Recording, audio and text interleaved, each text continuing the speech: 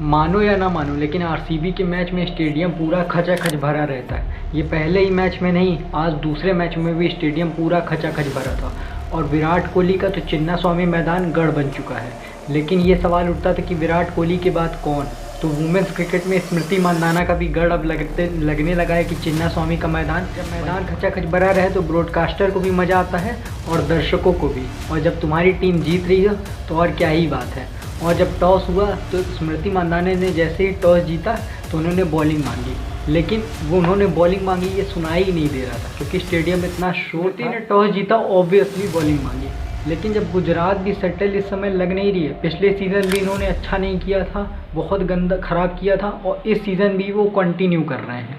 इनका top order में भी प्रॉब्लम दिखता है, मिडिल ऑर्डर में भी प्रॉब्लम दिखता है। पिछले मैच में इन्होंने वेदा को ऊपर ओपनिंग करने के लिए भेज दिया था, आज हरलीन को भेज दिया ऊपर, फिर लिशफील्ड को भी ऊपर भेज दिया। तो इनका ना टॉप ऑर्डर का प्रॉब्लम सॉल्व हो पा रहा है ना मिडिल ऑर्डर का। और ये कंटिन्यू, जैसे पिछले साल इनका बहुत ख़राब गया था वैसा ही सीज़न इनका दोबारा ख़राब जा रहा है। लेकिन आरसीबी इस समय कमाल कर रही है, पहला मैच भी जीत गई और दूसरा मैच भी जीत गई। और आरसीबी की बॉलिंग की बात करें तो कमाल, क्योंकि रेणुका सिंह ठाकुर जो हैं उन्होंने कल के मैच में कमाल कर दिया है। जैसे जसप्रीत बुमराह इंडियन टीम के लिए हैं, वैसे ही Renuka Singh Thakur Indian women team के लिए हैं। उन्होंने बहुत कमाल किया इंडियन क्रिकेट टीम में। और रेणुका सिंह ठाकुर से पूछा भी गया था तो उन्होंने यही बताया था कि वो WPL के लिए बहुत ज़ोर शोर से तैयारी कर रही हैं और वो रिज़ल्ट दिखा भी। गेंद लगी वो बाहर की जा रही है लेकिन वो अंदर आ गई। तो वो है सब जो गेंदबाजी कर रही है रेणुका सिंह ठाकुर, इस समय कमाल गेंदबाजी है। शोभना ने अपना कमाल क्रिकेट कंटिन्यू रखा है। पहले मैच में भी उन्होंने 5 विकेट्स फॉल लिया था और सेकंड मैच में भी उनको विकेट भले नहीं लिया लेकिन उनको विकेट मिल सकता था, कैच छूट गया था एक। तो कैचेस 1-2 छूटे हैं कल के मैचेस में, लेकिन उसका ज़्यादा प्रभाव नहीं पड़ा और वो हीट मोमेंट्स पे कैचेस छूट भी जाते हैं तो उसमें आप ब्लेम नहीं कर सकते। लेकिन अगर आप 150 रन कम से कम नहीं बनाएंगे अगर बैटिंग में, तो बॉलर कैसे चेस कर पाएंगे, बॉलर कैसे कुछ अच्छा कर सकते हैं, या बैट्समैन ही रन नहीं बनाए हैं। तो फिर बेंगलोर बैटिंग करने आती है और स्मृति मंदाना ने जो शुरुआत किया है कड़ाकेदार, क्योंकि डिवाइन जल्दी आउट हो गई थी, 6 बॉल पे 6 रन बनाकर जल्दी आउट हो गई थी। और स्मृति मंदाना ने जो शॉट्स मारे, क्योंकि उन्होंने पहली 2 ओवर में ऐसा मारना चालू किया कि चीज़ें ख़राब लिखने लगी थी गुजरात के लिए, और रन्स कम थे ऑब्वियसली गुजरात के लिए, तो लग रहा था कि आसानी से जीत जाएगी। और स्मृति को भी रन चाहिए क्योंकि पिछले सीज़न उनका बहुत ख़राब गया था, इस सीज़न उनको रन चाहिए थे।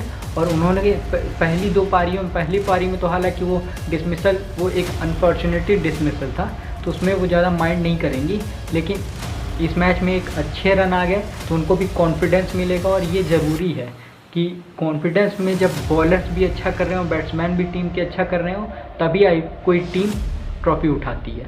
और गुजरात जब बॉलिंग कर रही थी एल तूहू ने सारी वैसी गेंद डाली जिसमें स्मृति ने एक शानदार रन बनाए। और हर एक बैट्समैन चाहेगा कि ऐसी बॉलिंग हो, क्योंकि उस बॉलिंग पे थोड़ा रन्स बनाने थोड़े आसान होते हैं और बैट्समैन को कॉन्फिडेंस मिलता है। और एस मेघना का कमाल लगातार 2 इनिंग से चल ही रहा है। पिछले इनिंग में उन्होंने 50 रन बनाई थी जो कि अंडर प्रेशर थी, बहुत कमाल की 50 थी। और इस मैचेस में भी उन्होंने कंटिन्यू करे, उन्होंने एक तगड़ा छक्का, एक तगड़ा चौका मारा। और स्मृति ने भी एक शानदार, और एलिश पेरी ने जो पिछले इनिंग में कमाल नहीं कर पाई थी वो इस इनिंग में उन्होंने कमाल अपना दिखाया है, क्योंकि वो एक बड़े लेवल की खिलाड़ी हैं और सबसे को पता चलता है इंटरनेशनल क्रिकेट में उनका क्या नाम है, ये सब जानते हैं, कोई किसी से छुपी हुई बात नहीं है। तो उन्होंने भी कल के मैच में कमाल किया और एक शानदार इनिंग खेली, जिसके बदौलत 12.4 ओवर में ही आरसीबी ने चेस कर लिया 110 रन बनाकर। अब पॉइंट टेबल की बात कर लेते हैं। बिल्कुल आरसीबी टॉप पर आ चुकी है। उन्होंने 2 मैचेस खेले और दोनों मैचेस जीते हैं। पिछले सीजन उन्होंने लगातार 5 मैच हारे थे, लेकिन अभी तक 2 मैचेस खेले, दोनों लगातार जीते। मुंबई ने भी 2 मैच खेले, 2 मैच जीते। लेकिन यूपी और गुजरात के लिए समस्या है, क्योंकि वो लगातार उन्होंने मैचेस हारे हैं। 2 मैच गुजरात हार चुकी है। आज मुंबई और यूपी का मैच है और यूपी को भी देखना पड़ेगा, क्योंकि मुंबई भी एक स्ट्रॉन्ग टीम है। पिछले साल WPL ट्रॉफी उठाई थी उन्होंने, और हरमनप्रीत कौर कैप्टन है उनकी, और एक तगड़ी टीम दिखती है उनकी। तो यूपी को भी सोचना पड़ेगा कि कैसे क्या किया जाए, क्योंकि उनके पास, यूपी के पास प्लेयर हैं लेकिन वो एग्जीक्यूट नहीं कर पा रहे हैं। तो आज देखते हैं कैसा मैच जाता है। तो ऐसे ही क्रिकेट कंटेंट के लिए आप वीडियो को लाइक कर दीजिएगा और चैनल को सब्सक्राइब कर दीजिएगा।